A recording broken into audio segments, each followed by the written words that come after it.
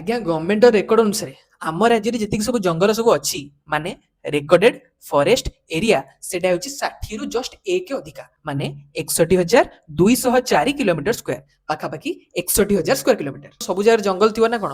କେତେକ ଜାଗାରେ କାଟି ଦେଇଥିବେ ଗଛ, କୋଉ ଜାଗାରେ ଗଛ ଆଗୁଆ ଥିଲା ଏବେ ନଥିବ।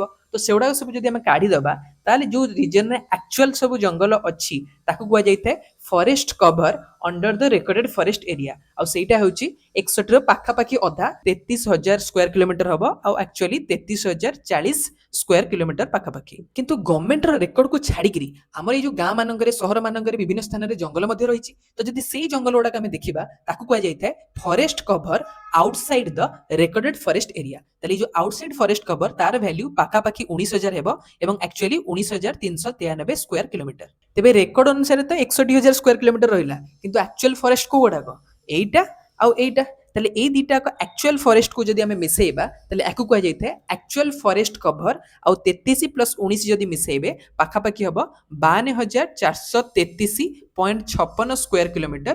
এইটা হচ্ছে আমার ওড়িশার আক্চুয়াল ফরেস্ট কভর।